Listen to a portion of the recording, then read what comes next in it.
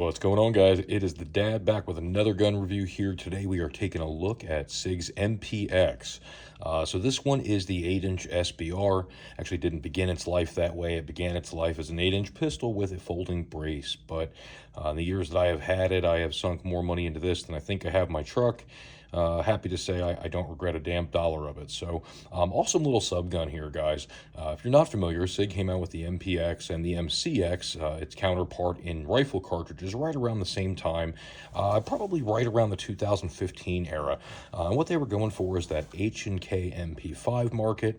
Basically, guys who are looking to utilize a handgun cartridge out of something a little easier to wield, a little higher capacity, and they were successful. So kind of the claim to fame with these is that as Sig marketed them initially, they are supposed to be caliber convertible, meaning that while they are sold in 9mm, they are offering or are supposed to offer conversion kits to allow you to switch it to 40 Smith & Wesson or 357 Sig. Now, you know, marketing is alive and well here, guys. We're well into 2022 at this point. I've worked in the firearms industry for the last 11 years. I've never seen a caliber conversion kit. I can verify that Sig offered them at one point as an item code, but I've actually never seen one delivered. So who knows if we will ever see them. But again, it's still a really cool modular system. So most of these are coming with either a 20 or a 30 round mag. 30 round mag is pictured here, but they also do make a 10 round mag for states where, you know, compliance is key. But pretty cool, guys. Today the 8-inch I believe is discontinued, but they do a number of variants from a 3-inch in the Copperhead. They do a 4-inch. I think that's their MPX-K model. They go all the way up to a 16-inch carbine. They are probably the least popular here in Pennsylvania, just simply because you'll see more guys, you know, kind of utilizing the more maneuverable, shorter models. And I was no different. I went the same route. So awesome system, guys. Again, you have many options in terms of what you can do. I started the video as we did there simply because I can't fit this whole darn thing in one shot, so we kind of went long ways. So this is the HK style retractable stock. Basically just allows you to kind of come out. It's only 3 positions, but again, you know, I can actually run this all the way in, just due to having no recoil, or we can take it out for more stability. Many good options out there. I went with Trijicon's Mr. O, or MRO optic. We all call it Mr. O. And they're offered in red or green. But again, you know, we kind of set this up how we like, guys. There are more options for this than probably anything outside of the AK or the AR. It's a super popular design in the carbines world, and the shorter variants are probably even more popular if we look at Sig sales numbers. Upgrades here are Lancer's Handguard. I went with that. To be honest with you guys, the original model I got had a key mod handguard, and obviously there's nothing wrong with key mod, but being that M-Lock has kind of taken precedence, I opted to go to that. We're running a light in the house. I want to identify what I'm shooting at. I'm running an Inforce here, but Surefire Stream light. I mean, even O-Light and a lot of the other companies now are making great comparable designs. I think if you buy one of these today, most of them are coming with Timney's single stage trigger. I think it's rated right at 3.5 pounds. I got mine before that was available, so again, something I had to throw some coin at. But here's what I'll say. We can use standard AR accessories in the rear. We can actually go to side folding stocks. I know you can't see it here, but this is actually a pick rail underneath. You can even put a traditional buffer tube if you have the proper attachment system there. For me, I was opting for the smallest configuration I could for storage, so this is what I went with. Doesn't mean it has to be right for you, but I've been really happy with it for the last 5 years or so that I've been running it in this configuration. Other cool things of note are that we don't have to add ambi controls. So if you shoot left shouldered, most of those controls are already ambidextrous. Our safety is ambidextrous.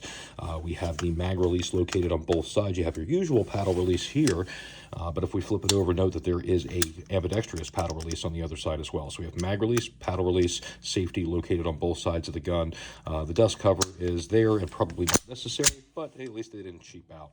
So here's what's kind of cool about it, guys. If it's not as tight as it usually is, there we go, pop a pin. So this is what we do. We're going to shimmy the handguard off, just popping that front pin. And from that position, we're going to catch the pin in our jacket. You'll notice there are, get a little focus here, little shake too. Sorry, my props here are less than desirable. So if we undo these two, and I believe there is a third one located somewhere in the front of the action, removing the piston actually, so it's hard to see here. You can actually take this entire barrel out, twists and comes out, can be replaced with a 4-inch barrel. What a lot of guys are doing are taking those short 4-inch barrels that prior had the 8 as I do, and then putting an 8-inch handguard on them. And the theory being is that with the handguard on there, and that'll kind of come back into that position, it's covering most of the suppressor if you're choosing choosing to run one. Now, back when I SBR'd this, we were still in that ATF gray area over, hey, you guys can shoulder a brace, you can't shoulder a brace, you can put it to your cheek. They didn't know what they were doing, and quite frankly, I don't think they do. So I opted to SBR it. In hindsight, I would have gone back and taken that $200 and just put it towards a 9mm can. Now we're looking at potential legislation that may change those things, so maybe it wasn't a waste of money. But for the last 5 years, it pretty much has been. So awesome design, guys. I mean, I'm not saying that the MP5 or SP5K models by HK are inferior. You know, there is a big difference there in that this is a piston-driven design. They're roller-driven designs. There's a lot of clones out today in comparable models. The Strybog is a real popular one this last year. I believe that's made by Grand Power.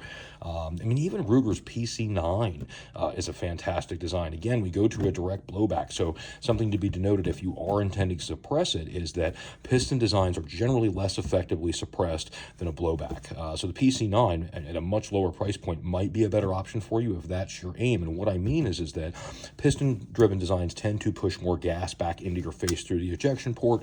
Blowback designs tend to do less of that. So again, stuff I learned after I had shelled out the coin.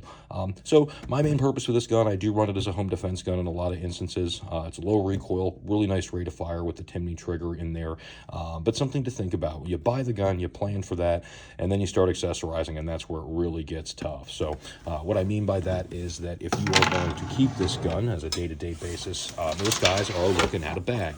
I'm going to pull the camera up for a minute. So I'm opting to run, yeah, that's my bracket, we're using it.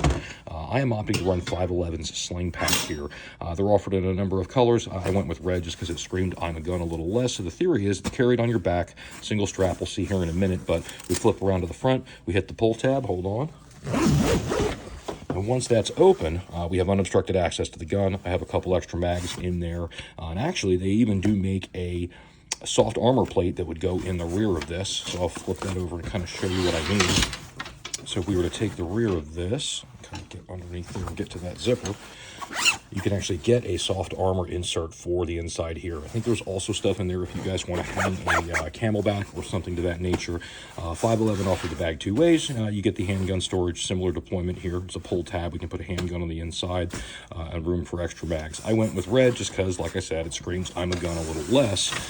But there are definitely other colors, and honestly, there are many other options in terms of bags. So back when I got this, Vertex, who you guys have probably heard of, was still a developing company. They make some great options as well, and honestly, had they been out at the time, I might have selected one of those, but I've had great luck with the 511 pack. You know, if I have one qualm with it is that it's great for 2-3 hours at a time, but if we are carrying it on our back for an extended period of time, it does get fairly heavy.